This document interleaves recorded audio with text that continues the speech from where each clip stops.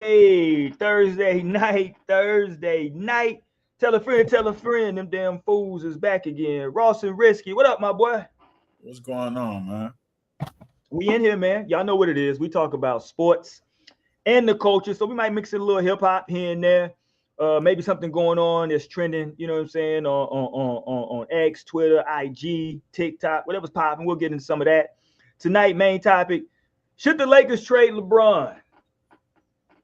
Should they part ways with one King James? We'll get into the Ja Morant saga as well.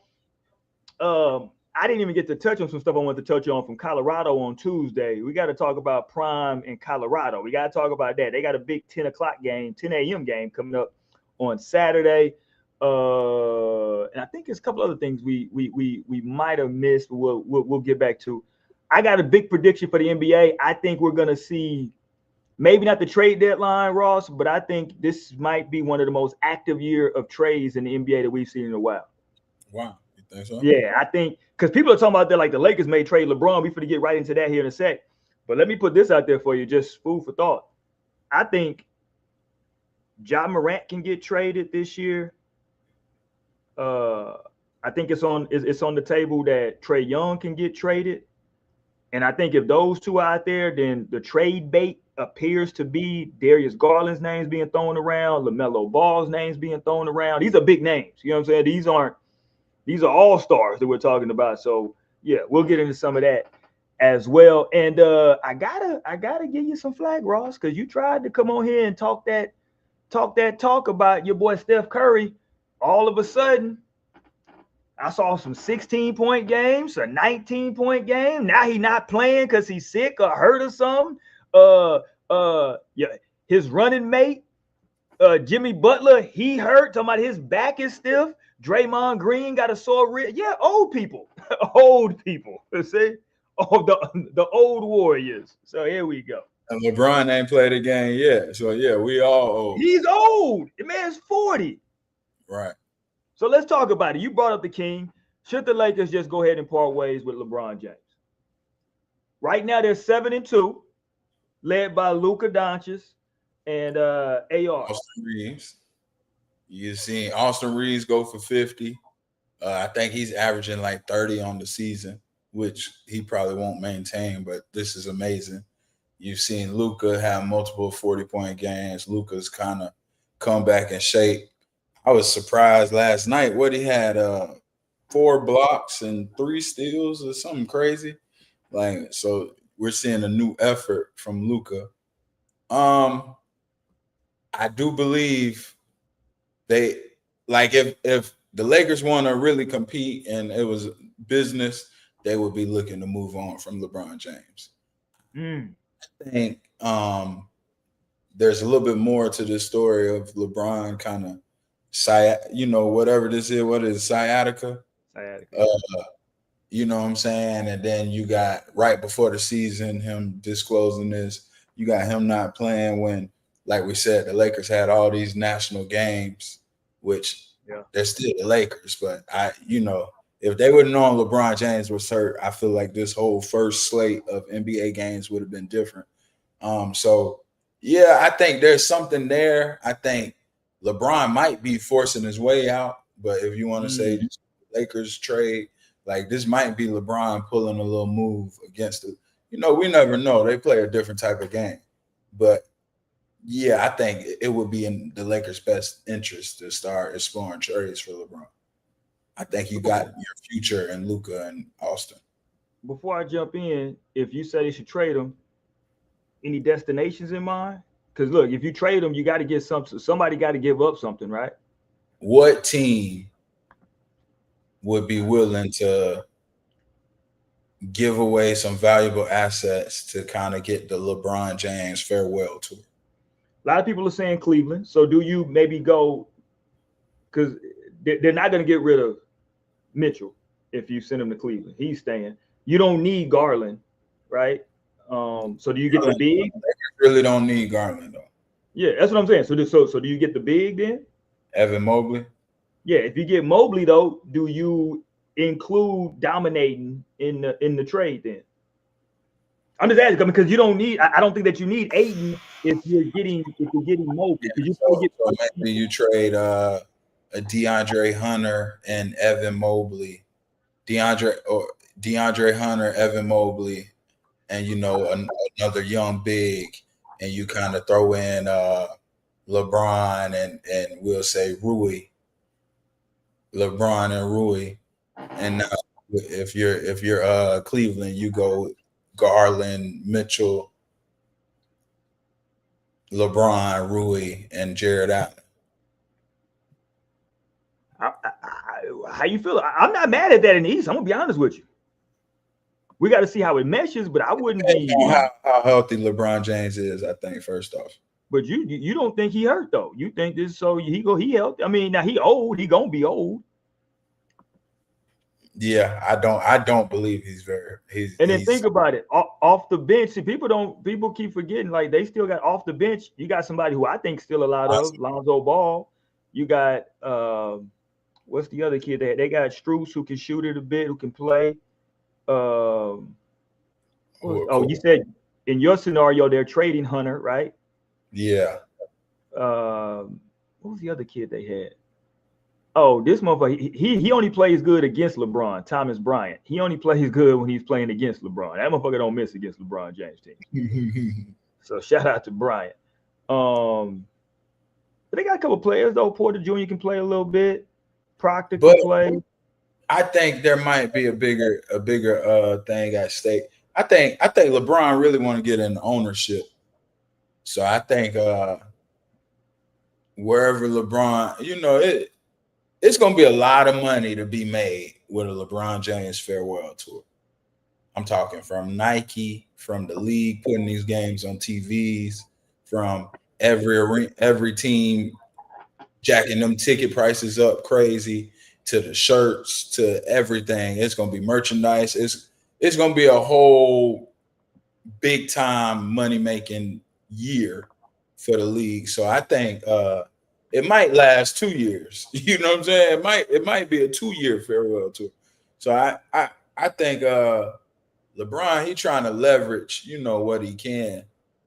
LeBron might go somewhere. How many years you think he's gonna play? Just one more? What do you think? Oh, you think he's gonna play 2 more years? Max. Wow, that'll be 25 years? It's a long time, man. I don't know if he can go that long, Paul. So you think this year the last year? I think maybe next year might be it at the most. So after this year, so he's leveraging for next year. Because this is what he doesn't have no plan on really trying to compete with the Lakers, or he wouldn't have took all that money. Well, hold on. No, you just told me that 40% of the Lakers' salary this year. Well, what you want him to do? Not get paid?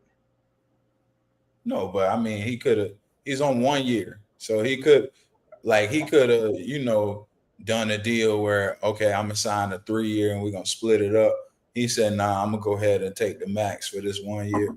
So he kind of tied the Lakers' hands behind their back.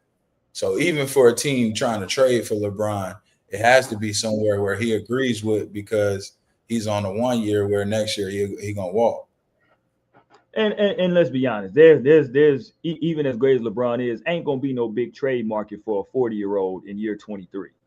Making $50 million. I mean, come on, man. Right. Like ain't no big market. And coming off of 1 year, so you're gonna get rid of your team, and then he might decide after the year is up, oh, I want to test free agency. He might want to test free agency. He might retire. You know what I'm saying? He can do anything. Yes, it's hard. Who gonna take the chance and just shake things up for that? Yeah, I think. Listen, if the Lakers try to trade LeBron, what teams would who do you see that could possibly say, "Hey, we'll take LeBron James"? Let me look at the league. Yeah, let me go around the league. So, Celtics, no, he wouldn't go to Brooklyn. The Knicks. Is there anything that the Lakers would want from the Knicks?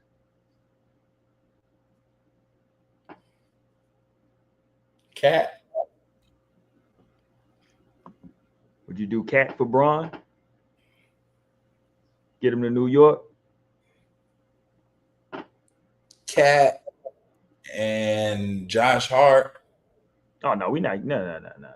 We ain't giving up Josh Hart. Cat could be enough. We give Cat, but you gotta give him back Ayton. If we give you Cat, we need Ayton. Okay. We give you Cat and Josh Hart. You give us Bron and Ayton. Hey, that's fair. That helped both teams. I'd like to personally, well, I would probably like to get Rui with me in the trade if I'm LeBron. I think he can do a little bit more. Bron, it seemed like Bron and Rui got a good little, Rui plays better with LeBron, I think. Yeah, he's what is he, 6'9", can shoot the three, he can guard the four, he can guard some fours, some threes, smaller centers, you know what I'm saying? So but yeah, I mean, I think the Knicks would be, I guess maybe, but again, we're talking 1 year deal. I think that's what's so crazy. We're talking a one and done scenario. You know what I mean? Another person that might be traded. I think the Sixers should shop Embiid as well as them young boys is playing. Yeah, I think so. I think he could really flip the NBA depending on if he. I think he's done, bro. I don't think. Have you seen the way he's moving? But what if he just had a Porzingis like impact on the finals? Like I think all he got to do, you bring him in, of winning the whole world back is we don't even care about the regular season. You got to come back in the NBA finals and you got to give us 2 games. Porzingis gave us 1 half and we forget. We always like, oh, he back. You know what I'm saying? And then got hurt the next game. And we was like, that's all he did. He won that game. Damn sure did. That motherfucker hurt like a motherfucker. So I think Embiid, he got the chance, like, because now he can go to a team that's already, if they get rid of him and he walks, he can go to a team that's already competing without him, and he can come in the playoffs and be the icing on the cake. Yeah, I just don't know who that team is though, because again, if you trade him, you got to give up assets. That's the whole thing. Like if you trade him, like at this point, Philly just gonna dump. I'm telling you, Philly's gonna dump. But you got to get a big back though. If you're Philly, you got to get a big back.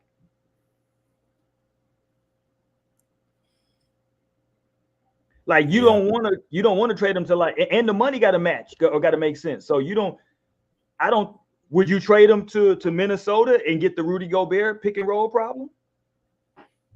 Minnesota ain't taking Joel. Why not? Okay, I got a good question for you. Why not? I'm just asking why not, because everybody keeps telling me every year that you can't play Rui anyway. No, they ain't taking him just injury wise. One thing about Rudy gonna be out there. I'm with you, but if we're talking about your scenario in which all we need for him to do is be there in the playoffs to help, quote unquote, get us over that hump, we can go get another center to come in there and play those long minutes in the regular season. Somebody just right. It ain't gonna work with Ant though. It ain't gonna work with Ant. Okay. Embiid. I think Embiid's done personally. Again, I think he's done. It could be like Boogie Cousins in Golden State. Well, Boogie didn't do shit in Golden State though. Like, but I'm saying, you remember how like when we heard Boogie was going to Golden State, I seen your clip on the page. We thought I thought oh, okay, shit. Now you're you like, oh shit, it's over. You know what I'm saying? Mean, I was technically right because they did win it, but it wasn't. He had nothing to do with it. But yeah, I mean, because he's a skilled big, but we didn't know that Boogie, bro. Boogie's one of the biggest what ifs. Me and my partner were talking about Boogie. It's a team, and we'll get back to LeBron here in just a sec, but it's a team that had they stayed together, I think in the playoffs, bro, would have been a problem. When Boogie went to the Pelicans, yeah, bro, that was a scary. When you got a backcourt, right, of Drew Holiday, and Rajon Rondo, sheesh. When we talking about a younger Drew Holiday, when he was not only locking up, but was getting you 18 to 20 a night. Yeah, boy, that's a hell of a night to have to go against that. Yeah, because if you get by and Boogie. Yeah, if you get by them two, you got these two behind them. And I forget who their 3-man was. Etwan Moore. Who was perfect for them. Etwan Moore. Shout out Etwan. He out here in Orlando. And then you remember they had white boy Ryan Anderson. Coming off the bench. Another big that could play. With the Ryan Anderson had the strap, boy. Yeah. Like that's a team that, like, man, if everybody gets. You said what? That was my 2K team. Bro, you feel me? Like, because you got two of the, at the time, those two bigs, I don't think, had Jokic really become Jokic at that point? I don't think so, right? No. He wasn't Jokic yet. So it was like those two and Embiid were the 3 most skilled bigs in the league. I mean, you got Cat, but I don't think Cat was quite there yet either. I think they were still better than him in terms of skills. Blake Griffin, DeAndre was just starting to get old. Yeah. I remember Rondo unlocked AD, and that's the Lakers did the best thing that year. They won. They went and brought Rondo, and like that spin into the alley-oop, that was unstoppable with AD and Rondo. Yeah, it was literally unstoppable. Like, he would post you up, he would kill you a couple times in the post, and then next thing you know, Rondo throwing it over the top, AD spinning off. It was ridiculous. Rondo is somebody that we really got to start putting. Like, I don't hear nobody putting him on their point guard list. Rondo, as a career, you look at what he did as a young boy starting with that Boston team, and the credit all them guys give Rondo, like, all of them say, nah, it was really a big 4 because of Rondo. And then coming in the end of his career and really stepping up, shooting the ball the way he did with the Lakers, like Rondo. Because you remember, like, Dallas tried to ruin Rondo. You remember he went to Dallas and ain't last a month or something. Sacramento didn't work out for him either. I remember Chicago didn't either. Mm-hmm. So it was like he was really on his way out. And shout out Rondo. Now he coaching. Now he on the bench. They were saying he gonna eventually be a head coach. So yeah, shout out Rondo. Good player. All right, let's go back to Bron. I don't think that they trade him. I think everything will be fine. I think the Lakers are a contender this year. Because now I know your problem in the past with Bron has been Bron got to get off the ball. I'm gonna say this, based on he's been sitting out now almost 10 games. They're 7-2. You would think at 40 years old and seeing what Reeves is doing, seeing, Luka's gonna be Luka no matter what, you would think at this point he would be like, okay, let me let them do their thing. Let me get in where I can fit in some. You know what I mean? He's gonna have to relinquish some of the ball, ball dominance. He's just gonna have to. At 40 years old, you just have to. You know what I mean? Let me ask you this. I saw him last night. Marcus Smart, seems like you kind of have to start Marcus Smart defensively. What he does, I know right now Austin's out, and the lineup they're going with is what Smart and LaRavia, and I think if Bron comes back, playing real well. LaRavia's playing well, by the way. Yeah, I think if Bron comes back to the starting lineup, now you got Luka, Austin, Bron, Rui, and Ayton. None of them really can guard anybody. I think Marcus Smart has to be in that starting lineup. Let me ask you this. Shouldn't LeBron be like willing to come off the bench?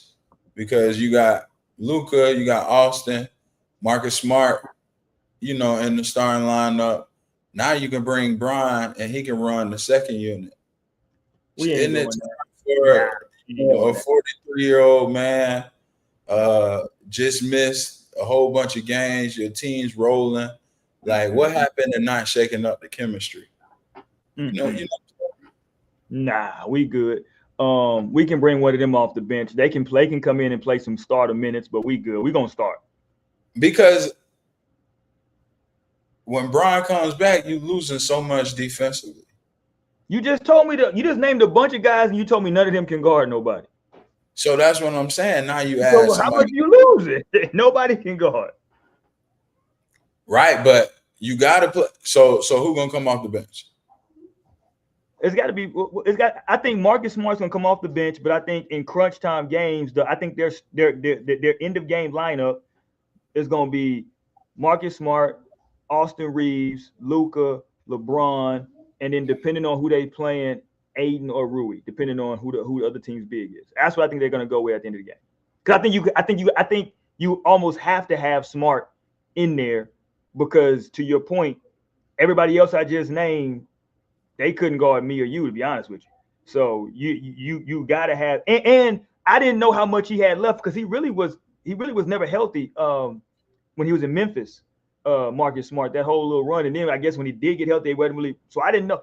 It looks like his legs appear, at least right now, to be fresh because he's being pesky. He's playing good defense. You know what I mean? So, but nah, we ain't doing that with Bron coming off the bench. We ain't doing that.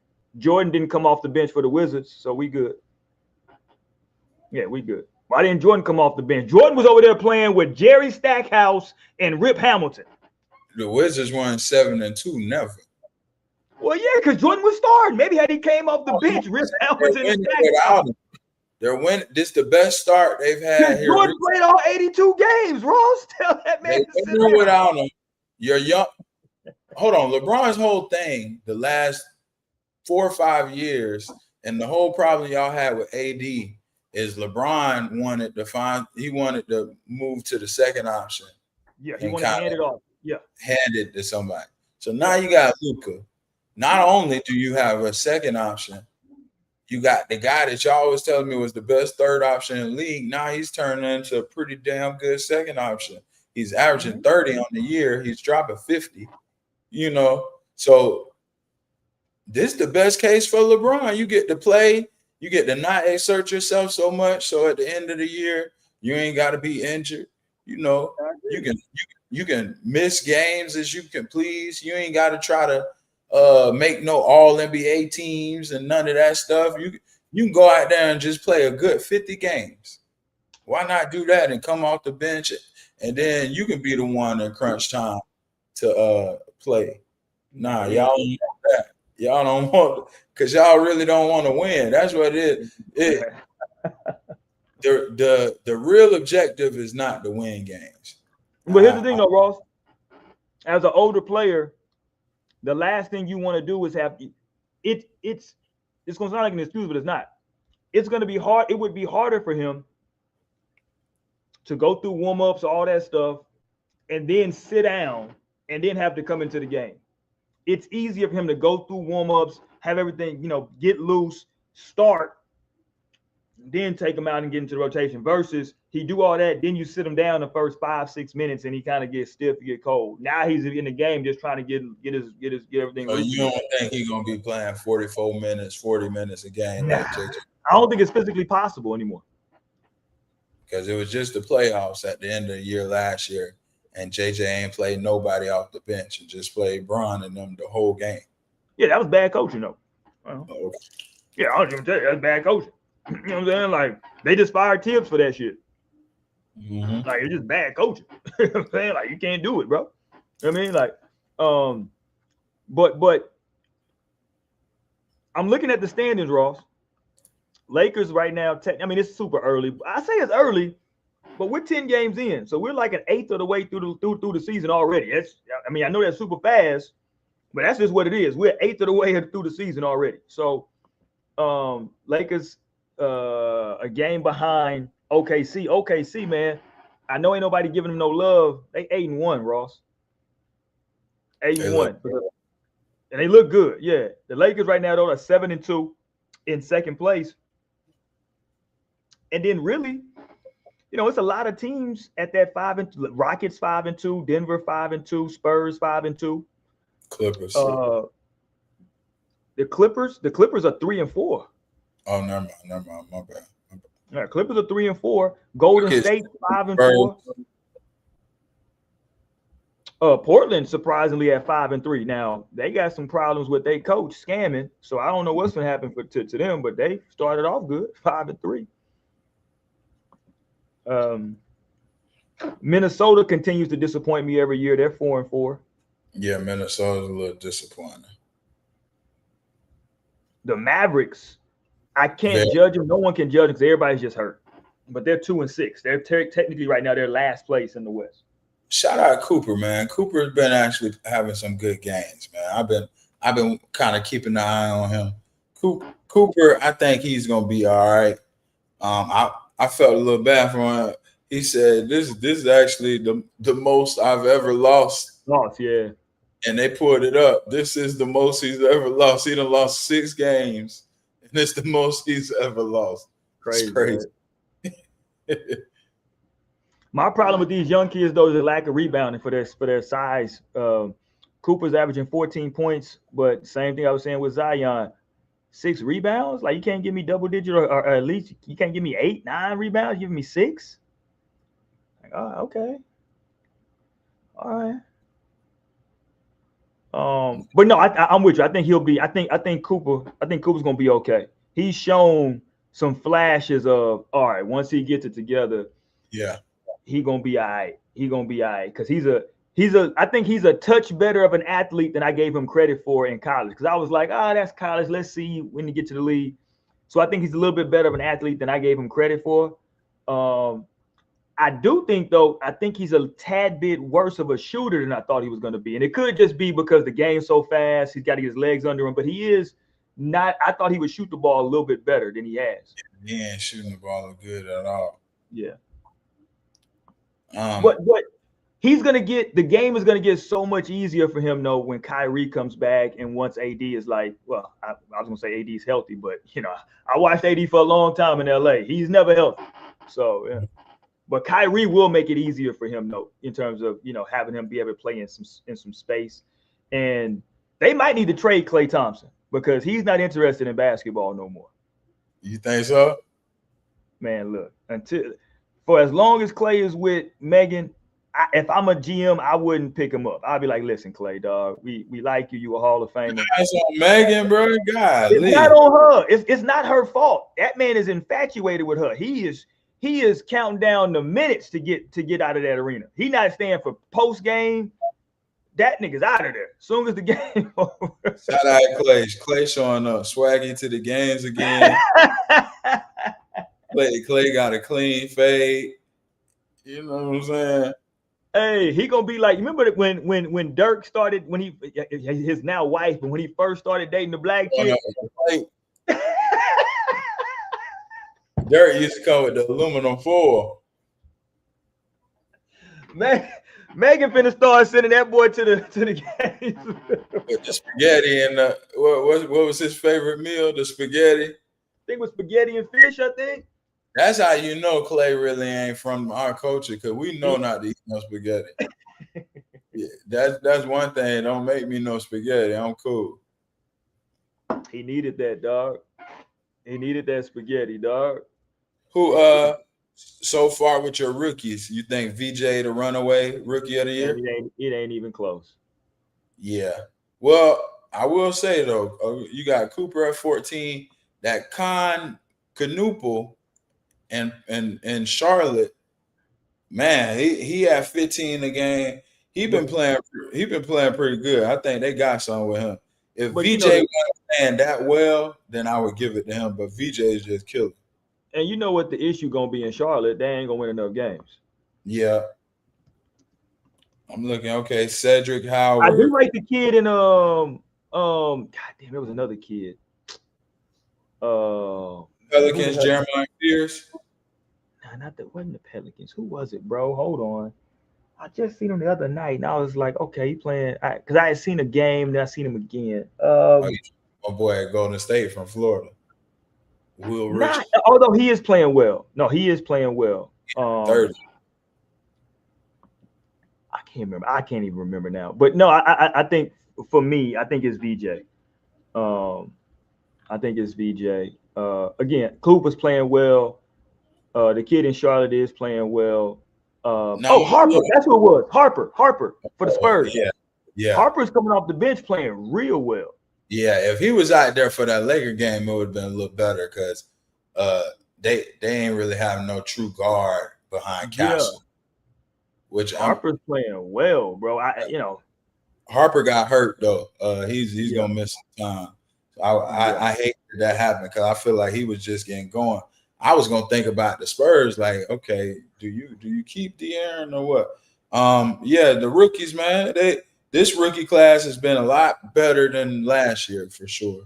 Yeah, I'm with you. Yeah, from Memphis, you got Jeremiah Fears, our boy Derek Queen, big fella in New Orleans. I was watching. Mm-hmm. Did you see DeAndre made him stand up in his interview? I saw that. Yeah, he was like, stand up, dog. Yeah, so shout out to he's playing well, but yeah, VJ though, dude, VJ is he and what's so crazy is because the way the team is set up, he can just be in attack mode the whole time. You know what I'm saying? He don't got to worry about, which is an advantage. It's going to help him, I believe, win Rookie of the Year because he's not going to have to worry about like Cooper Flat. They got him playing the point, so he got to worry about moving the ball and doing this and doing that. He don't got to worry about any of that. Let me play this real quick because it was the 1 year anniversary of this right here. This is a 1 year anniversary yesterday of VJ when he was in college. They were playing Gonzaga, and the coach from Gonzaga, his son, I think, was a senior, and he put his son in the game. They were blowing him out, and my Lord. Might blow the roof off this place if Joe Hughes scores. Oh, here we go. We got a steal, and my Lord. Lord have mercy. Lord have mercy, bro. Lord. Welcome to the game. That can never happen. Yeah, don't put your sign in on a nigga like that. Welcome to the game. Yeah, and he got up kind of smiling. He knew he had messed up. Oh, my God. My God. Yeah, VJ been a bad dude for a long time. That's crazy. That was crazy. I'm looking at these rookies now. Hold on, I'm not gonna be the hater on the show. That's all you. But we got to talk about Ace Bailey. I'm looking. All the rookies playing well. I'm looking. Ace Bailey on the year in 8 games. He's averaging 5 points, 3 rebounds, a little bit over 1 assist. Yeah. Not too hot. And this is somebody who they was comparing to KD, and everybody was saying T-Mac, and he was gonna be the next one of those guys. Then we see he kind of plummeted his draft stock, trying to be picky on where he want to go. Ace Bailey might not survive past this rookie contract. I bet you if you were to talk to him, it's been such a transition for him because he's playing on a team. What's the kid name? They got marketing over there in Utah. The big they got. I think he's averaging like 30, right? Yeah. He's I can guarantee you he's never in his until now ever played with anybody on the team that was better than him. And like that guy's way better than him. Plus the guard they got over there, the starting point guard, is playing real well. Is it George? What's his name? Or Keontae George? Yeah, he's playing well. Like as a point, like when I watch him play as a point guard, he gives me hope for like old school point guard play. Like he's playing well and he's scoring the ball. But I think he's averaging close to double-digit assists. And so yeah, he's a guy that everything had been run through him his whole life. So now he's having to try to figure out. He's coming off the bench. I'm sure that's a big thing for him, trying to figure out his rhythm. And I saw him play a couple of days ago. He just looked uncomfortable when I saw him play. Yeah. You know what I'm saying? He just doesn't look. I don't know. I mean, again, these are all rookies. We super early, but I just pulled him up. He's shooting 32% from the field, 13% from three. Like, I can't do nothing with that. Can't do nothing with that. I can't do nothing That's with what I that. say. But then you look at my boy Walter Clayton. Walter Clayton, even though he's only averaging 6 points a game, I'm looking at it like he's handling the responsibilities. He's averaging 3.5 assists, almost 3 rebounds. Like he's coming in, he's perfect from the free throw line. He's averaging 35% from three and 44% from the field. So you look at Walter Clayton. Like I said, you look at Will Richard with Golden State. You look at pretty much every other rookie who was kind of highly touted in this draft. They all are kind of panning out though. And you look at, unfortunately, the guy who kind of had a little too much dip on his chip, and you see what's going on. And we never know, the NBA, they play a cold game. They could be trying to teach him a lesson. You know what I'm saying? But yeah, it's not looking too good, Ace Bailey. I've heard nothing about him. Before people be so critical on Cooper, we gotta remember this was the guy everybody was saying was gonna be T-Mac. Yeah, and I think to your T-Mac point, we got to remember that T-Mac wasn't T-Mac out the gate. You know what I'm saying? So we're gonna give it some time because it took T-Mac a couple of years. T-Mac was not T-Mac out the gate. He came straight out of high school. And Ace Bailey basically did as well. I mean, he went a semester in school in college. I mean, that was all he did. He didn't, he trust me, he didn't go to no classes once the basketball season ended. He was done with school. T-Mac was coming straight from North Carolina prep school to Toronto, being in the league. Ace Bailey, you chose to go to Rutgers, where they threw you and Dylan Harper the bag.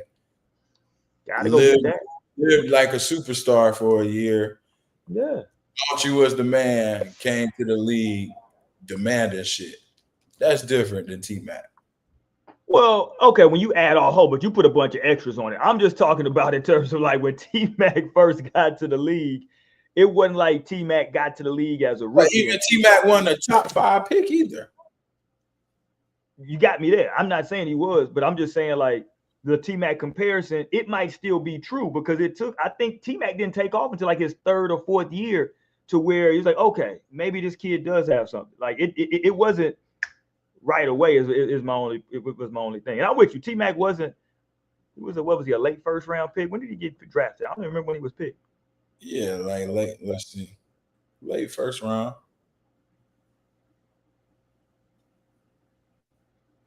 Tracy. Yeah, T-Mac. Yeah, that's like I ain't even like him just off the T-Mac comparison. Oh, hold on. Nah, T-Mac is a 9th overall pick. Stop that. Man's a 9th overall pick. You acting like he was the 30th pick in the 1st round. He was a 9th overall pick. Ross, come on, man. And it took him 3-4 years before he started averaging double figures. We good. Give that man some time. Man was a 9th overall pick. And who else? It wasn't nobody in Toronto when he got picked. He started and had a chance to shoot the ball every time. Hell no. He talked about that. He hated him. You said who did? He started. So look, his 1st year, he started 17 out of 64 games. Hey, that's a lot of stories. His 2nd year, he started 2 games. He fell off. He fell off. What did he do his 3rd year? Averaged 15. 4th year, by his 4th year in the league. How many games did he start? His 3rd year, wasn't a starter. 34. Okay, so he still wasn't a full-time starter. Mm-mm. So 3 years in, he was still not a full-time starter. Okay. Then he became T-Mac that 4th year. That's what I was saying. Orlando, when they traded him to Orlando. Yeah, he got his shit off. He was James Harden before James Harden. That's what it was. Now, he did have a really good year, though, that last year in Toronto. But I think Vince was there at that point, and I think he was just a tradable piece. You know what I'm saying? Because I'm looking at Toronto. They had Muggsy, D. Brown, Vince, Doug Christie, Dale Curry, Boy, they playing with some old niggas. God damn, Muggsy, Dale Curry, Doug Christie, shit. D Brown, Vince. D Brown, he was old. Yeah, so they was. First of all, why they had all the little ass guards? How they gonna have D Brown, Muggsy, and Dale Curry? Well, Dale Curry got some size. He just can't move. But that's what I'm saying. That was a loaded backcourt. That was a whack ass backcourt. Them dudes was old as hell. Dudes was old as shit in 2000. God damn. A loaded backcourt, dog. Man, say T-Mac was 6'8". With a bunch of old dudes. It was the best thing going to Orlando though. He got back to the crib and went crazy. Yeah. He got comfortable. He had to get up out of Canada. Damn, his first year in Orlando. So I'm looking at it now. T-Mac, his first year, he averaged 7 points a game. His second year, he averaged 9. His third year, his last year in Toronto, he averaged 15 points a game. His first year with the Magic, he averaged 27 points a game. I say James Harden. No, bro, that's crazy. 20's going from crazy is he only played in Orlando for 4 years. Look at his averages in Orlando. 27, 25, 32, 28. Shit. and that's going into every game with the game plan, get the ball out of T-Mac. We're going to double T-Mac. Yeah, T-Mac was going crazy. That's coming in saying we're going to double T-Mac. We're gonna make him pass the ball. The hell you are. Well, but T-Mac also, he thought that he was going to be playing with Grant Hill. Yeah, Tim Duncan re-signed. I think that it came out that Tim Duncan was going to go, but something happened with the plane or something, right? That they didn't want to. It was like his girlfriend or something. They didn't want to give her. They didn't want to let her ride on the plane, right? Something. Which is insane. We can get Tim Duncan and y'all bullshit.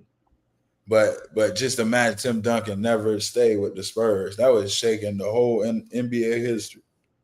Yeah, no, real talk.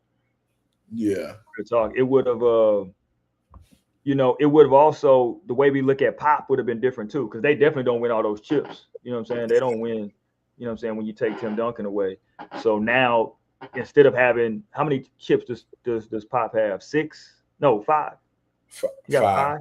So instead of having the 5 chips, what does he have? Maybe 2, 3? Right. You know what I'm saying? Which is still, I'm not, but it's not 5. You know what I'm saying? Having a handful of rings is way different than having 2. You know what I'm saying? So let me ask you, do you see the current Oklahoma City Thunder, you see them kind of being the next, they're on their way. You see them kind of being the next one of those dynasty-like teams? It's funny, Ross, because people always used to say this, and I used to kind of laugh at it, but they always say it's something to be said about once a team finally wins, once they win the chip, they come back with such confidence now that next year. You know what I'm saying? I saw it in Golden State when they won. Golden State won a chip. Think about Golden State's very first chip. Nobody had them even going to the finals. Now I'm gonna tell you it's a fluke chip because every team they played was hurt, but they won the finals. The next year, out of nowhere, they set the NBA record for most wins. It was they were completely they were an above average team. You know what I'm saying? The year they won it, they came back. All of a sudden, everybody was unguardable. You know what I'm saying? They had such confidence now after winning. I think we're seeing that from this group with OKC because they proved that their way works. Because people were questioning it's a little. I think people kind of started feeling it was a little corny with them doing all the interviews all together. That kind of was corny, but it worked. You know what I'm saying? And they seem like a real group, a real unit, and that's scary because they all are together. They all are young, and everybody embraces their role. At least right now, I don't see anybody who wants to us. And the second best player ain't even played yet, Ross. The second best, their other all-star hasn't played a minute. Bro, and then the thing is, they're at that point similar to Golden State where they drafting the right guy every time. Yeah. They picking up every right free agent acquisition. I'm looking, like you saying, they playing games. I saw one game they played with no Shea, and every guy that stepped up came in and went crazy. I'm like, they finding Isaiah Joe and Wiggins and Casey Wallace, and you got all these people. I'm like, golly, like it's ridiculous. Caruso coming off the bench still. Chet looked like he's evolving. Like you say, Jalen ain't even played yet. So I'm like, yeah. They look scary, I bro. was heavy on saying even after they won last year, I didn't think they was gonna be like that next dynasty. I changed my mind. I think they on their way to doing something. Even if they don't win a back-to-back, I think they're showing they gonna be here for every. And we got to. The NBA literally had to change the cap rules because they had so many guys on them rookie contracts. So even on top of that, they got the money. And here's what's extra scary. So Jalen hasn't played because he's been hurt. But then their 12th overall first round pick in the draft this year, he hadn't got to play because he just got diagnosed with testicular cancer. So he's out. And he's a 6'6" guard. Like he basically is replacing what's the kid that they let go to Chicago? Giddey. Yeah, he's literally Josh Giddey. Like they got him back in the draft. Like, bro, like they're the number one team in the NBA right now, record-wise. And they got players that are still going to be they're going to work both of those guys in throughout this week. We know Jalen will be back, and he'll kind of get his feet. He got to get his footing up under him, get his conditioning. But I think he'll be fine. You know what I mean? And yeah, bro, like the way Chet is playing, he understands some stuff. The other big is it like what they have well, Ross, is that everybody embraces their role. And like you said, when guys get a chance, hey, SGA's out. Nobody's tripping on stepping up and let's play. You know what I'm saying? Like, remember we were watching the Pacers last year and we kept saying, what's my guy's name that came off the bench to score? Yeah, we was like, damn, dude come in the game, he don't even be looking pass to nobody. You know what I'm saying? He trying to get his shit off. You know what I mean? Like OKC doesn't have that issue. Like everybody makes the extra pass, the open guy shoots the shot, and everybody's, I don't know if it's genuine or not, but it comes across that way that everybody seems genuinely happy for the next guy. They know SGA is the guy. You know what I'm saying? And everybody kind of falls in line, that's what you want with your teams. You know what I'm saying? Like you want, hey, we know this is the guy, and everybody falls in line and embraces what we need them to do. So I think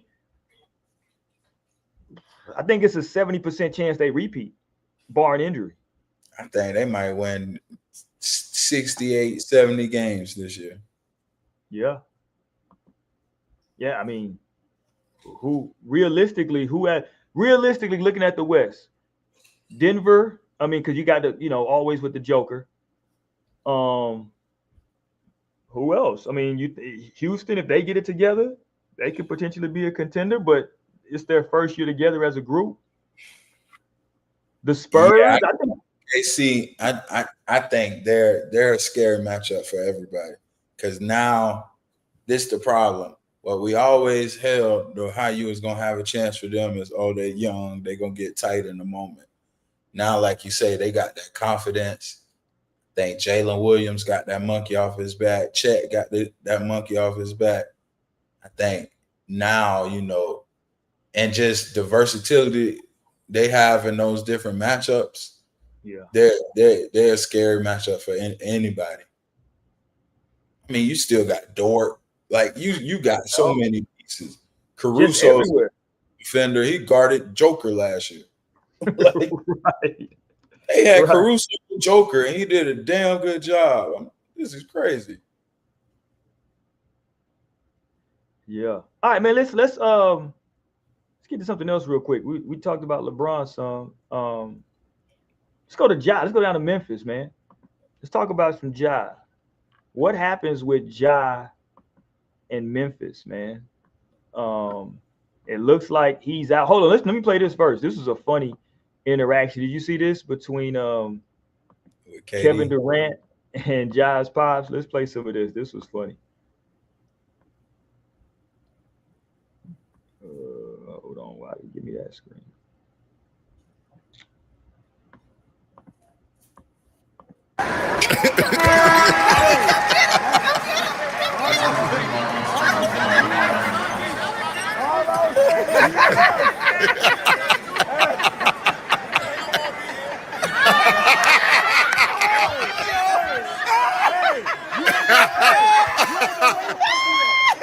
Hey, he's telling him, you know, he don't want to be here. He told him, enjoy your last weekend here in Memphis. KD tripping.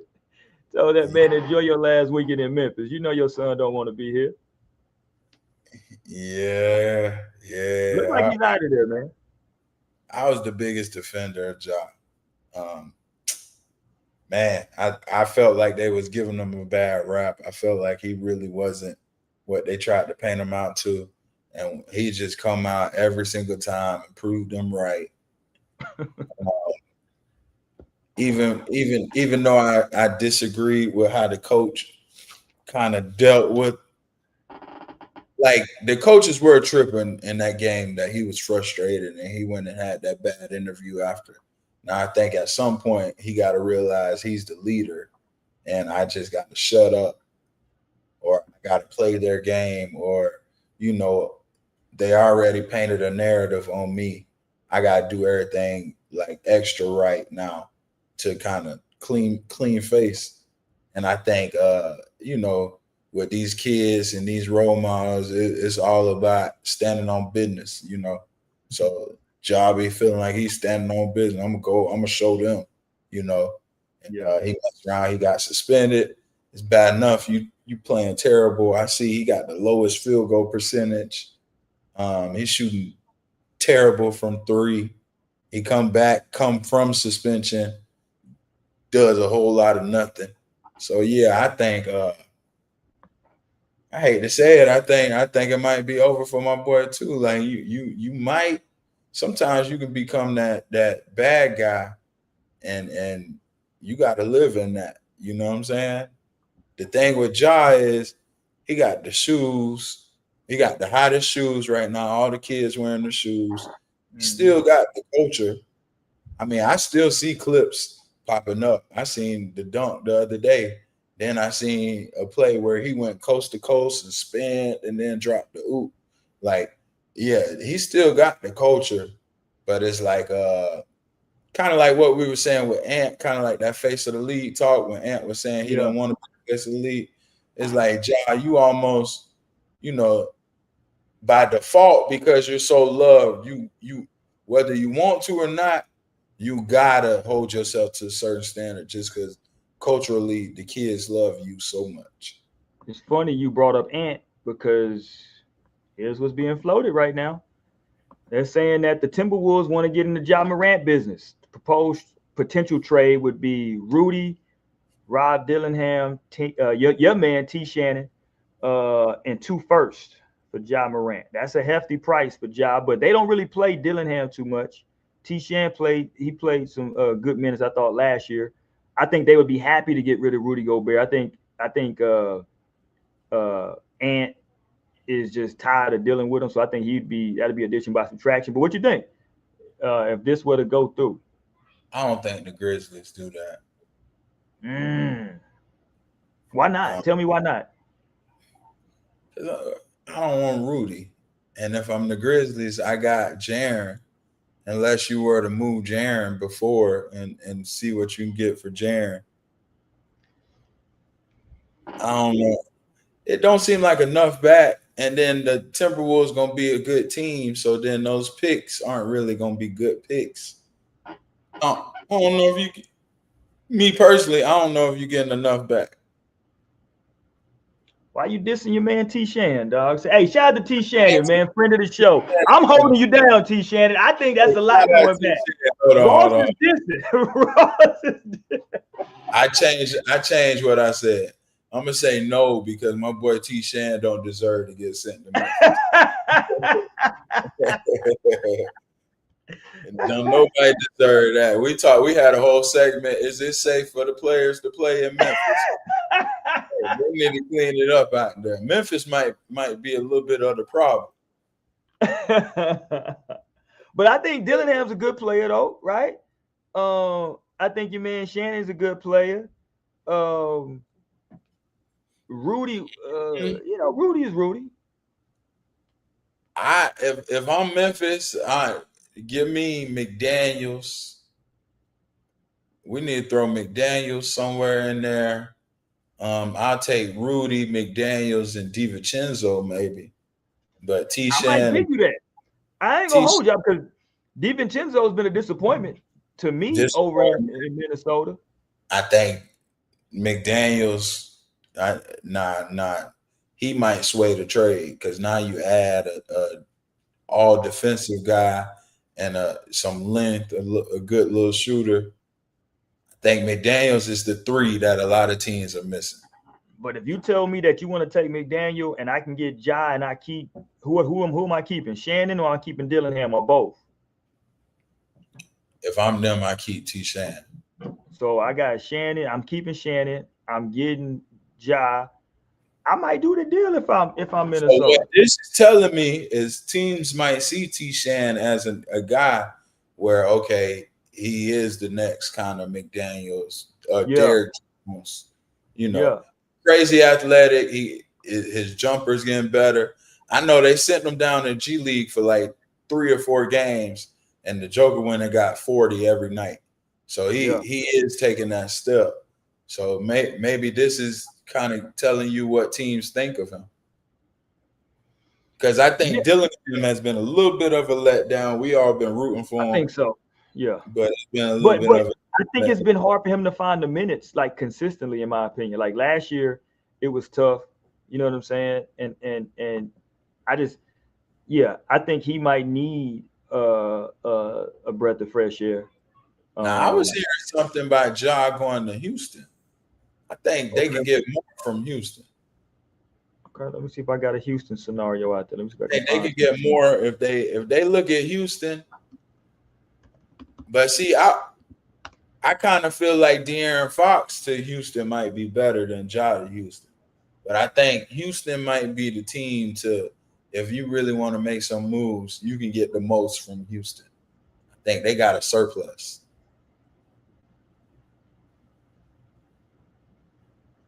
Let me see. Okay, here we go. Here goes a Rockets trade scenario. Okay, in this scenario, obviously Rockets get Morant.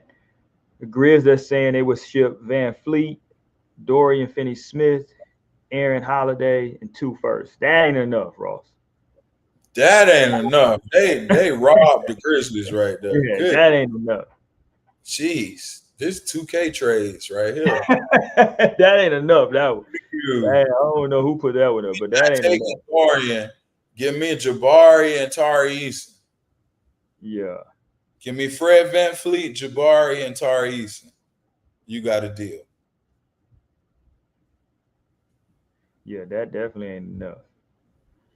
Maybe it's a 3-team deal out there. I'm seeing now people are talking about the Pelicans, DeJounte Murray and Alvarado.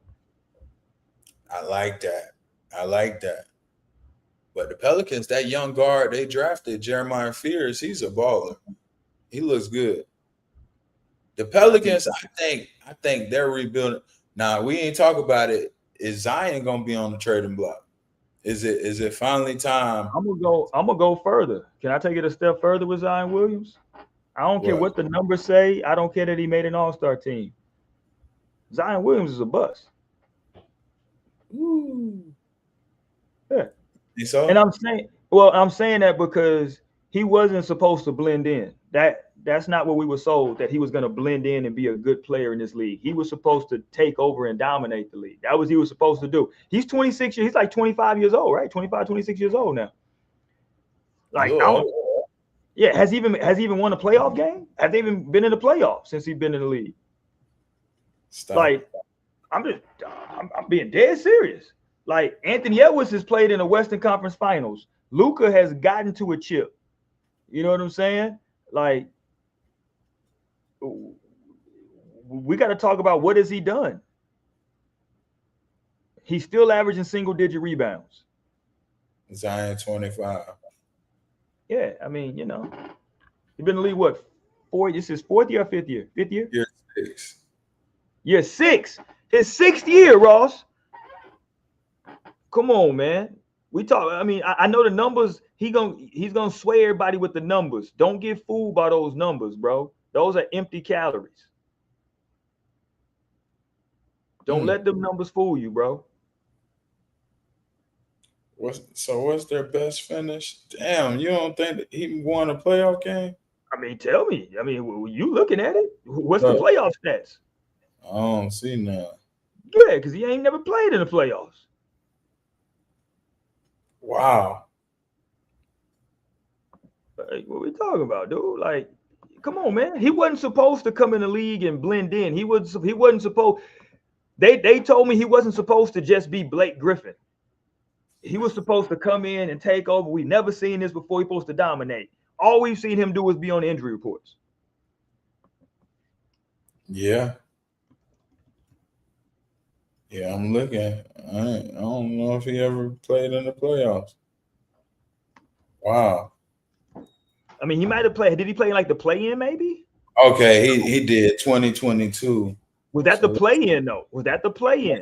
Was he there? I think they made the playoffs. He just didn't play. He didn't play.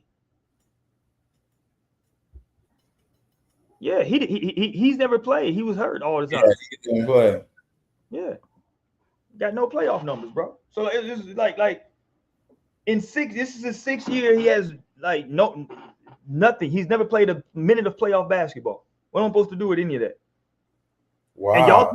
And y'all think that he's gonna get how old is he? He's 25? 25. Y'all think that he's gonna start getting healthier as he gets older? That's not how that works. He's not gonna get healthier. He's going to look, most people start peaking and coming into their man bodies around this time, right? Like, okay, I'm a full grown, you know what I'm saying? Yeah, I'm but the problem is he was already that in high school. You know what I'm saying? Like, but I guess because we've seen so many busts with the number 1 picks that we do got to give a little slack to Zion. Because give him slack for what? He ain't as bad as Ben Simmons. Well, let's explore that. Let's explore that. Ben Simmons is a Kawhi Leonard buzzer beater away from potentially winning the NBA Finals. Like, Ben Simmons was playing excellent basketball. Let's not act like off has to be. You got to fall off. I miss the old Kanye when it comes to Ben Simmons. You know what I'm saying? Like fell off at 23.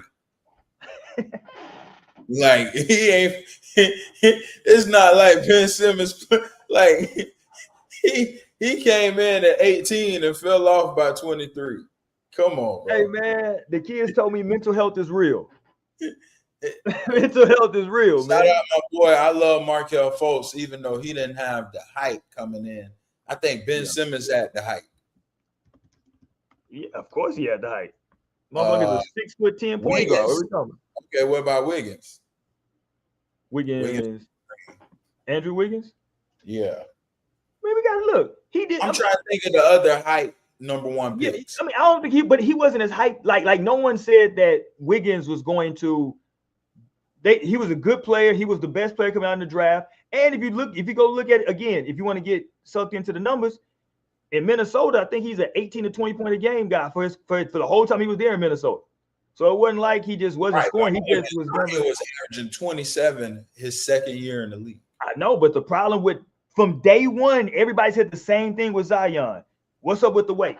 Like we said everybody had the exact same thing. Like we knew what it was gonna be, and as predicted, he didn't live up to it. Like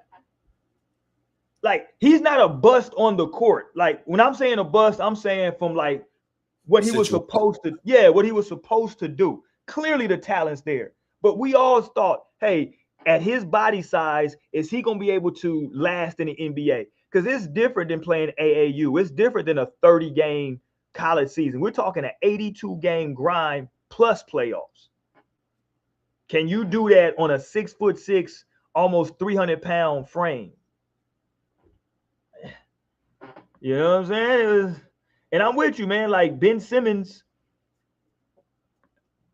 at least we saw.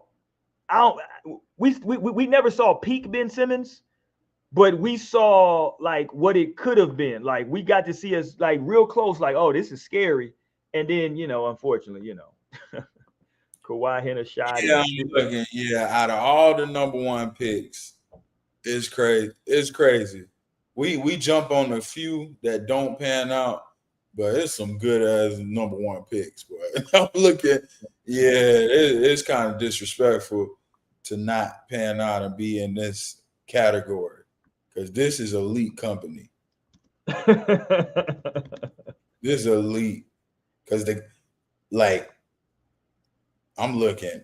Anthony Bennett might be the worst number one pick though. Yeah, he out of what, UNLV, got drafted by the Cavs. Yeah. I don't know what the Cavs was thinking.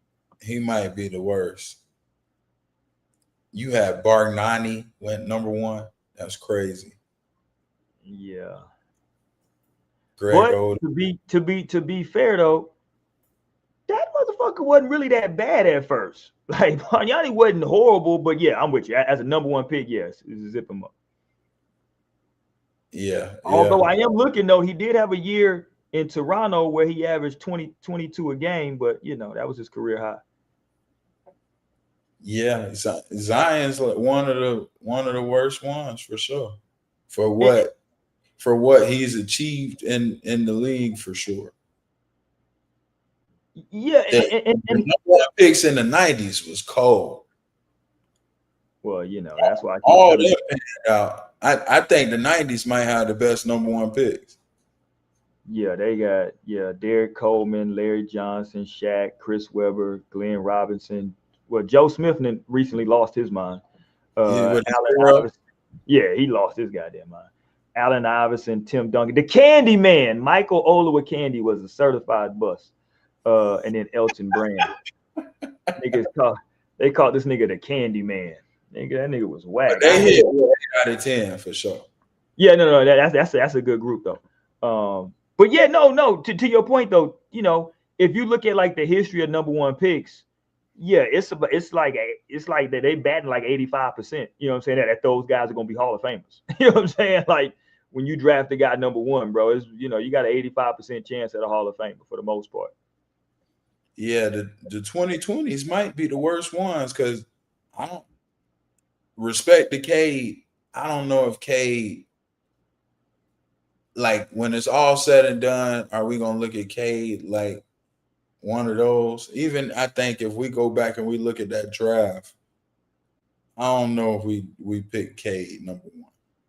I gotta make another statement.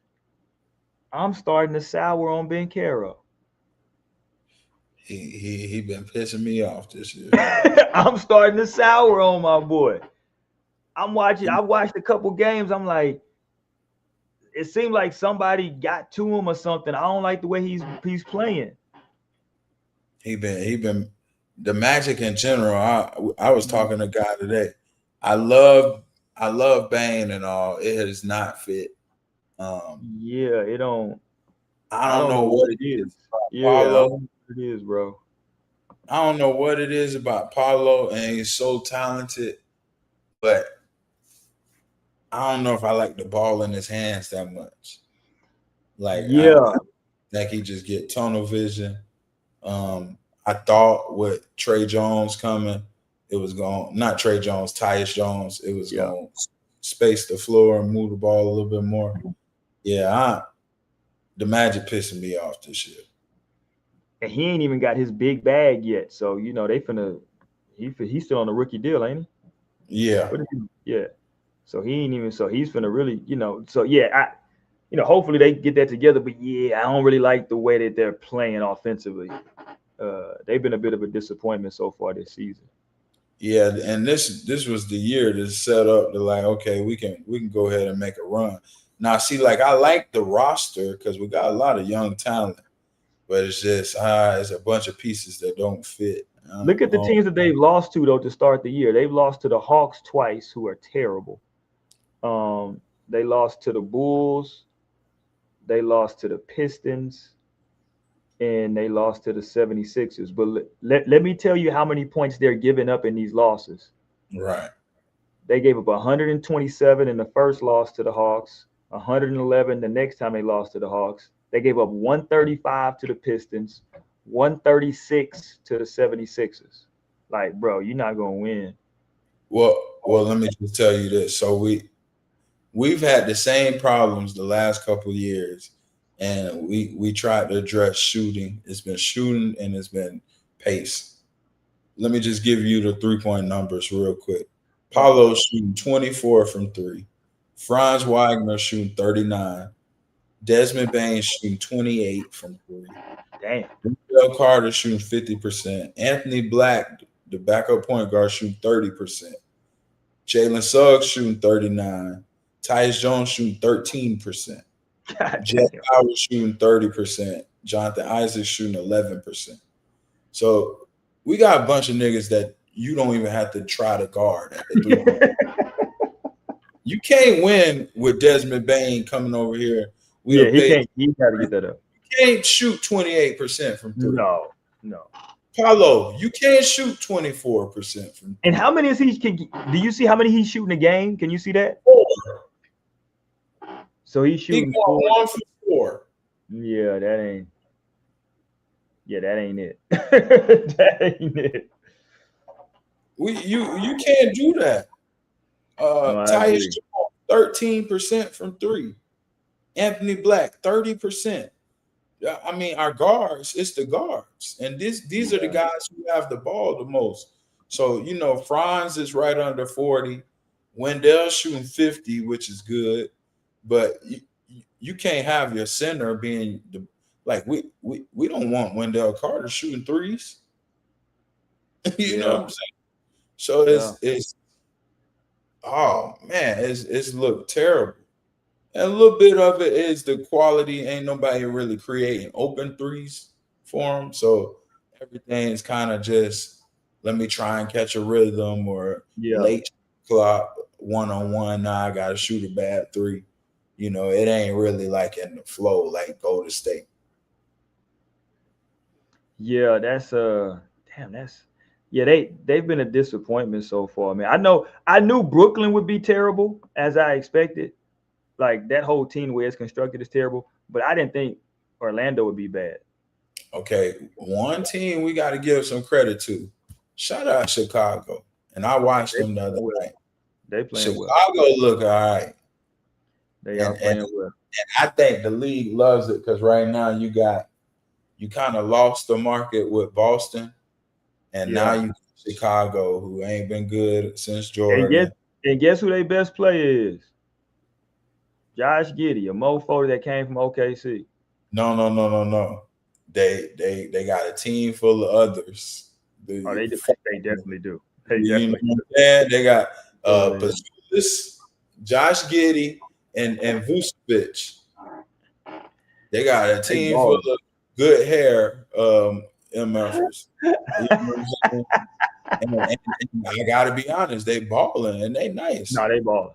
Like the Matas Bazulis kid, Vucevic, we Magic fans, anybody who know about the Magic know Vucevic is a baller. He carried us first round of the playoffs for many years.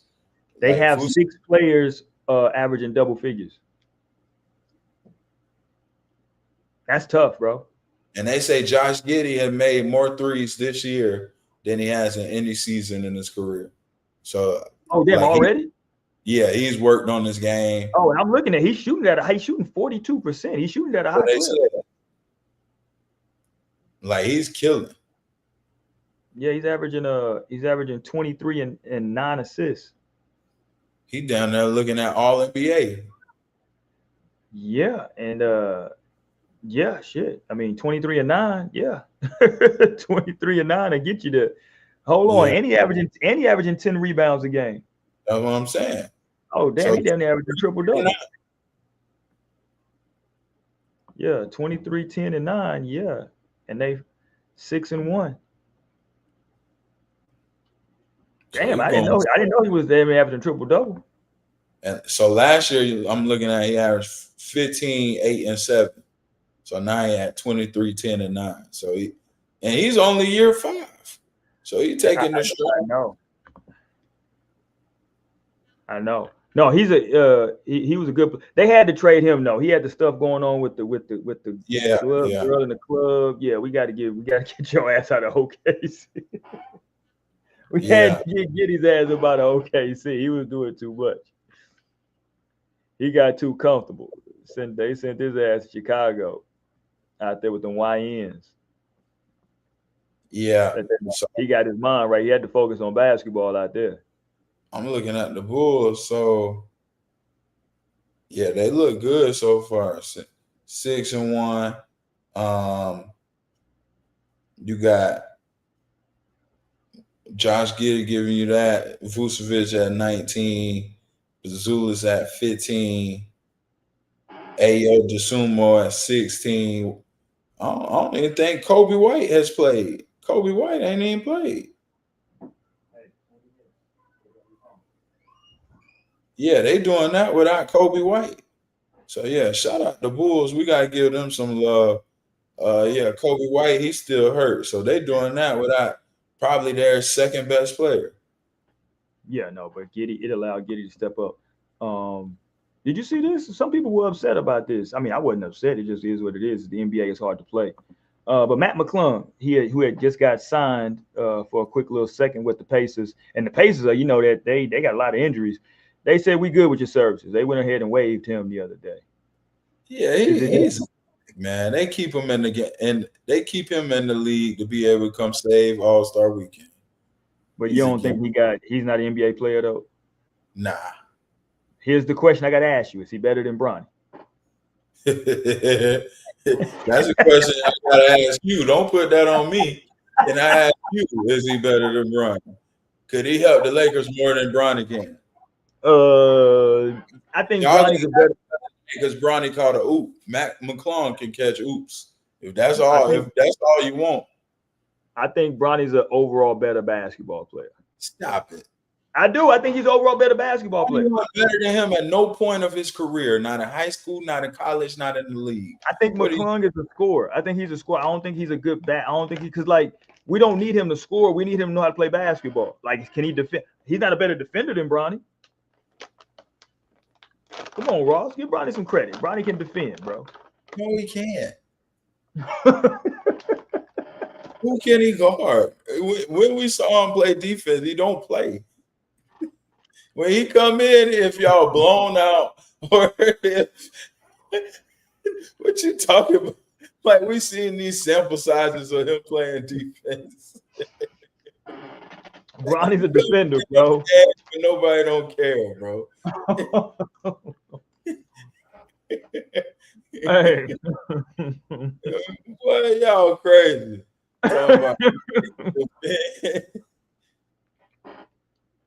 Hey, Bronny's averaging 12 minutes a game. He's averaging a steal a game. Hey, he's averaging a steal in 12 minutes. That's pretty good. Bro, he got all that. He got all them stats in that one game he played when y'all just played against a team full of what? Y'all played. He played the Spurs game, and then Bronny played the Minnesota game when Ant didn't play. And he played against T. Shan and Rob Dillingham.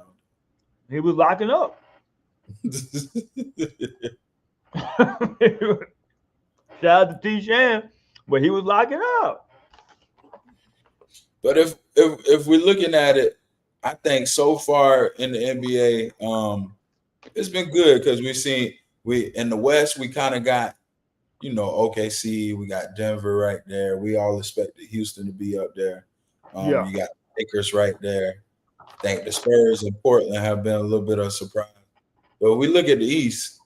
I don't think none of us would have expected Chicago and Detroit to be at the top of the standings at no point of the season. I don't care if it is the first 8 games. I don't think nobody expected that. Definitely not Chicago. Detroit, I thought had a chance because everybody's so hurt in the East. You know what I'm saying? Like, I thought Detroit had a chance because they like I thought last year people like me at least thought that they would take a little bit of a step forward, a little bit more. Remember we were talking about that we thought that they were going to beat I think the Knicks. I think in the first round we had them beating the Knicks. Yeah. So But I'm with you though in Chicago, 100% with Chicago. But when you look at the East, I knew the Boston Celtics were done, and they're in last place. No, they're in 10th right now in the East. Miami, apparently the Heat are never like it's against Heat culture to be a top 5 team in the regular season. That's just not what they're gonna ever do. Apparently, they're just gonna always be a playing team, so they ain't gonna ever be up there. And then you got Charlotte's always gonna be terrible. The Nets are horrible. The Pacers ain't got nobody. The Wizards are terrible. The Hawks play a bad brand of basketball. I don't know what what are the Raptors doing? I have no clue what they're over there doing. Like they're 4-4. I feel like they should be a little bit better than they are, Ross. But I don't know why I feel like they should be better than they just a scrappy. They just play a bunch of defense, but really, they can't. I think they struggle scoring, but I think defensively they're at the top because they got a bunch of long arms and a bunch of two-way guys. But I'm looking, so they got Brandon Ingram, Scotty Barnes, RJ, Quickly, Grady Dick, and then a couple quality bigs, but they really don't have too much. Man, I don't know about the Raptors. Let's make sure we take our time with that, because so you got Ingram, who is for most of his career been like a fringe all-star guy, no? Mm-hmm. And then you got Scotty Barnes, who a year or two ago, people were telling me he was like a mini Giannis. So what's the problem in the East? This is the East. It ain't the West. This is the East. Those two ain't enough. I mean, both of them. I mean, how tall is Barnes? 6'8", 6'9"? So I'm looking. Okay, so Brandon Ingram's averaging 21, RJ Barrett's averaging 21, and Scotty's averaging 21. That actually may be the problem. I'm not an RJ Barrett fan. But all three of them are averaging 21. 21. Yeah. Again, first of all, I think all three of them are like the same height. Like RJ Barrett, how tall is he? Like 6'7"?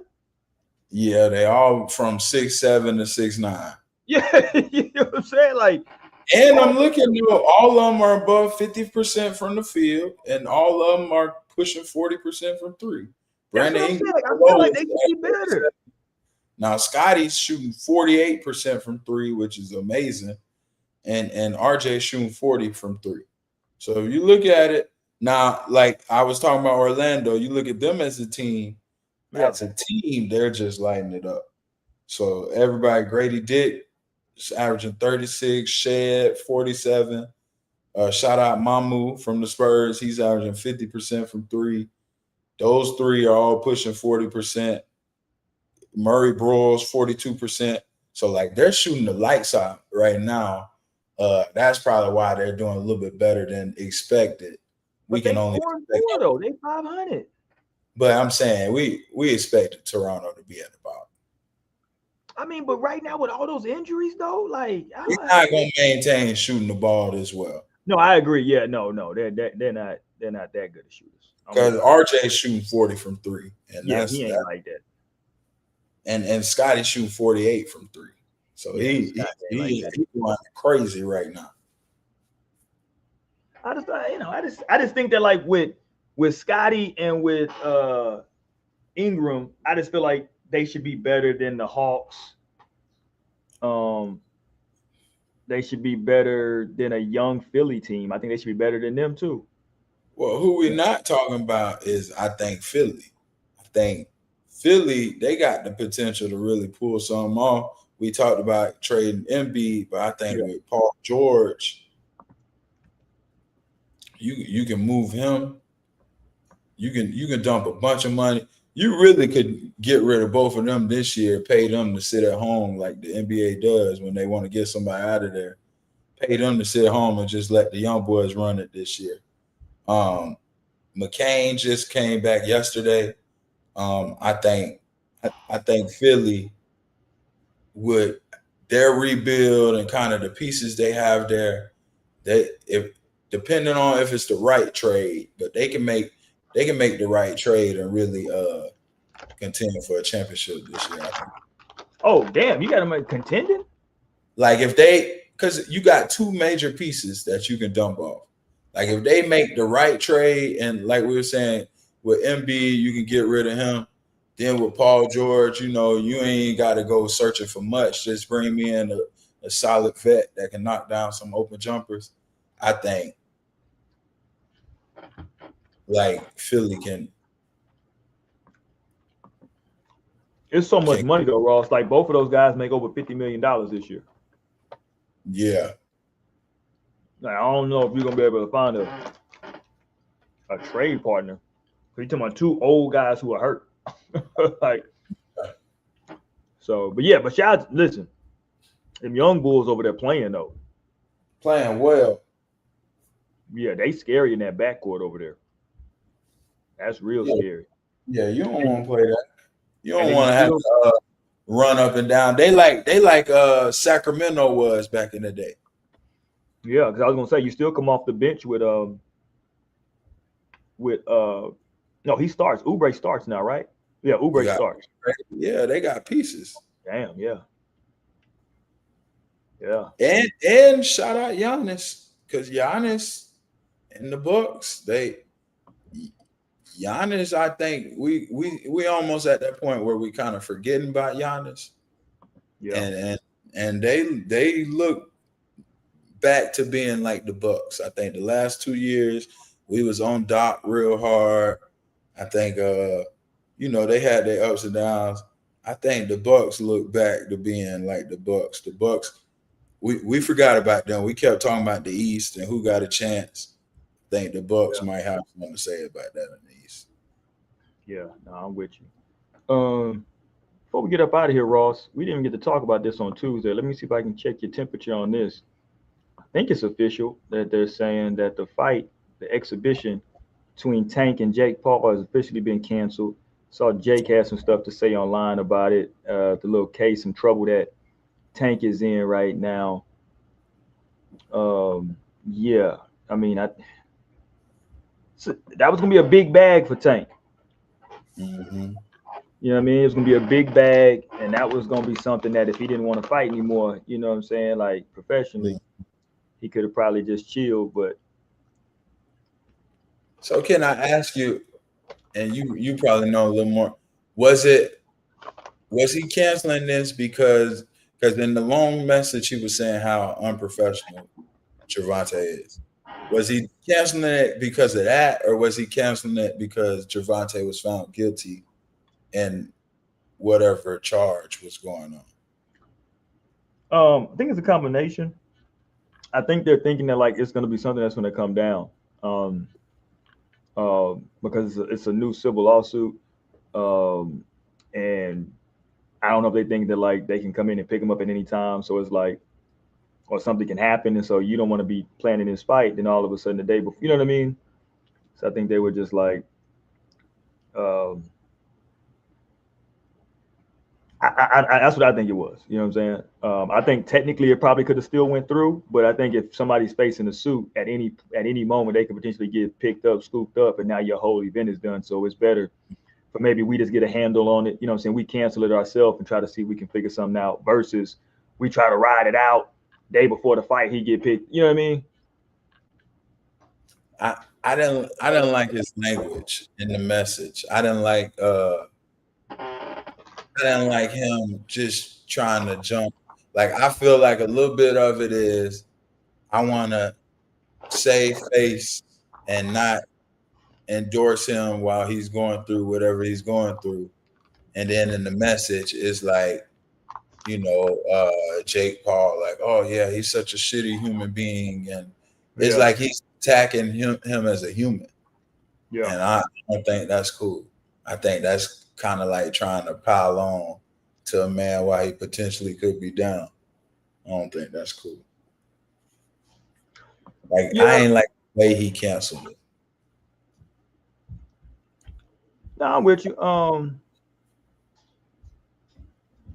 I mean, look, I don't want to come across on some hating shit, but kind of a part of me is like, if that's the way you feel, like you can feel that way that somebody, you know what I'm saying? Like I'm with you. I understand what you're saying, though, but if that's the way you feel, now my problem with it though is that these aren't foreign charges for him, right? He's had situations before with domestic stuff. So if you feel like he was a POS now, was he not a POS when you first signed to fight him when he That's had what I'm saying. Yeah, exactly. You know what I mean? Like that's the It's part like, that's whack. Yeah, now because you possibly can get some negative publicity for partnering with him. Now you want to like completely save face and just separate and he like if he would have won that case, he still done been accused of this type of stuff before. So either you standing on that or either you don't care about that. It's one of the, you know what I'm saying? Yeah. Let's stay on some boxing, man, because I believe it came out that also it was a retirement. I don't know how long it's going to be for, but Errol Spence, they're saying he announced that he's going to be retiring from boxing. Yeah, I think he need to. I agree. Yeah, he was never that car crash, bro, was some serious, and then you have that fight against Terrence and that type of a beating, you know what I mean, for as long as it lasted. Yeah. Who'd he fight after? After Crawford. After nobody. So he hadn't fought since. Yeah, he hadn't fought since. Woo. Yeah. And if I do strongly believe that boxing is one of those. If you start to think you done, then maybe you done. Like I don't think that's one of those you can kind of teeter the fence and I'm done. I'm gonna come back. Like nah, if you ain't got that full confidence in your body or yourself or whatever it is that make you want to retire, then you just need to stick to retiring. Because once you have kind of that doubt, I think it's over with. And I hate showing this, but I got it just for context for people that don't remember. Man, that's the way his vehicle looked after that car accident, bro. Like for him to walk away from that, Jesus. That's crazy. And I think apparently the only way he was able to quote unquote walk away from it is because he had the top down and he got thrown out of the vehicle. That's crazy. You know what I'm saying? He was thrown out of the vehicle, but in getting thrown out, all his teeth and everything were basically destroyed. You know what I'm saying? He had to get all that rebuilt. Took a lot, bro. Nah, I ain't gonna get into that on this show here. Nope. Yeah. But shout out to Arrow though. We ain't got to talk about it. Nope. Yeah, shout out to Arrow though, man. Hell of a career still. You know what I'm saying? He finished. If this is it, now I personally think that he'll be back just because he makes his living fighting, bro. That's how he made money.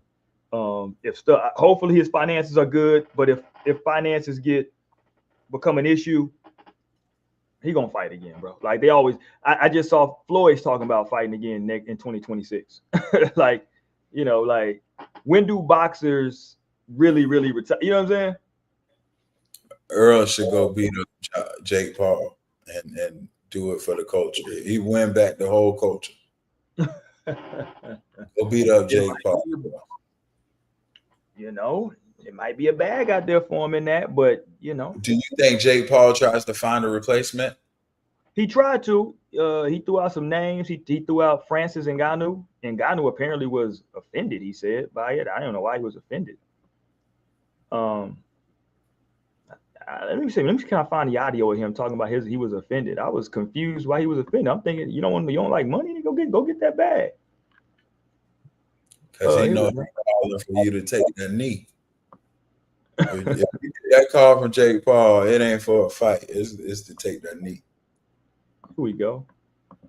First, what can you tell us? Is there any possibility that Francis Ngannou will step in for Gervonta Davis and fight Jake Paul? No, there's no such of thing happening. Basically, like how can they go from like Gervonta Davis to Francis Ngannou?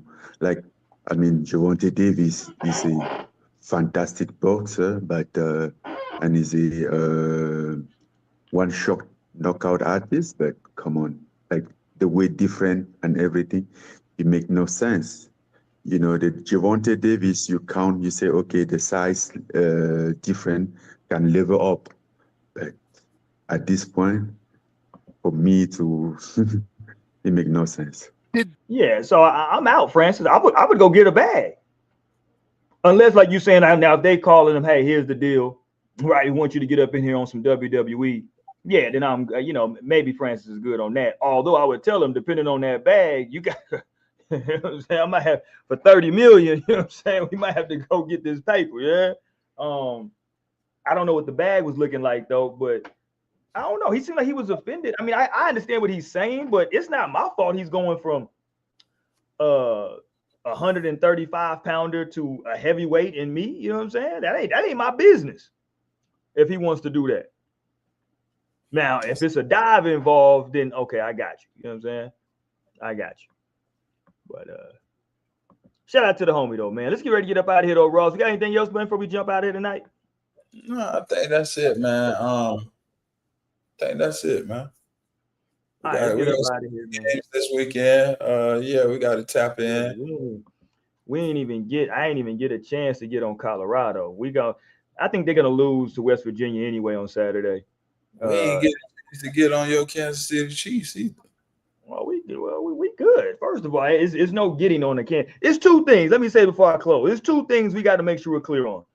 There is nothing anybody can say to denigrate or downgrade or do anything to Patrick Mahomes or LeBron James. Those men's legacies are already stacked. Patrick Mahomes, at however old he is, 20-some years old, already got 3 Super Bowls and 5 Super Bowl appearances. Like we got to stop. We acting like this man is like a really good quarterback. No, the man got 3 Super Bowls already. LeBron got 5 chips, 8-9 consecutive trips to the final. Like, we're good. Everybody's good. Like, we're just doing like the little garnish on the sides now. All this is just garnish for them now. You know what I mean? Like, come on, man. 5 Super Bowl appearance. We good. Now, I don't know what we're gonna do this year though, Ross. I don't know what we're gonna do this year, but I know one thing: if somehow we weasel our way into this wild card game, I guarantee you nobody want to play us. I bet you that. Okay. I bet you that. We're gonna have to revisit this because y'all got to play perfect football over there in Baltimore. We can still lose another game. We might be all right still. I think we can play perfect football. I like we talk spicy then. Yeah. Y'all didn't know. You saw my boy Diddy over there kicking it with Bassey in the bed. That's who he was with. It was Sebastian Telfair, yeah. Oh wow, I didn't know that. Yeah, they down there doing time together. Yeah. Damn, that's crazy. Yeah, the picture they show when he chopping it up on the yard, that's him and Bassey. Shout out Sebastian Telfair, legend. Yeah, man. All right, my dude, we up out of here, man.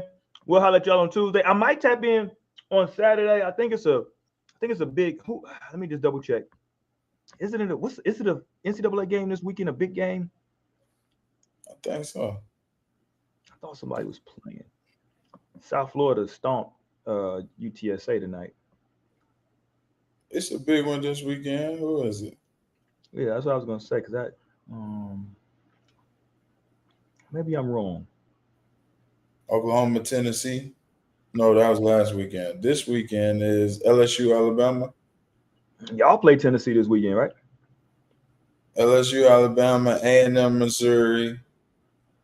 No, we play Kentucky. Y'all got Kentucky? Oh, yeah, I'm on the wrong. Missouri and LSU, Alabama. Okay. Well, I might tap in, man. Yeah, we can tap in either way. I think that's a big game. What time is that Oklahoma game? It's a 2:30 game Central. Yeah, I might tap in after that. That's a big game. That's a big primetime game. That's a big stage for both schools too, because Bama just got that ranking in the top 4. That'll be a big loss for them. Are they at home? Yeah, that's in Tuscaloosa. That's a big game, bro. Big game. All right, we up out of here, man. We'll be tapping in with y'all, man. Y'all keep it live. Peace.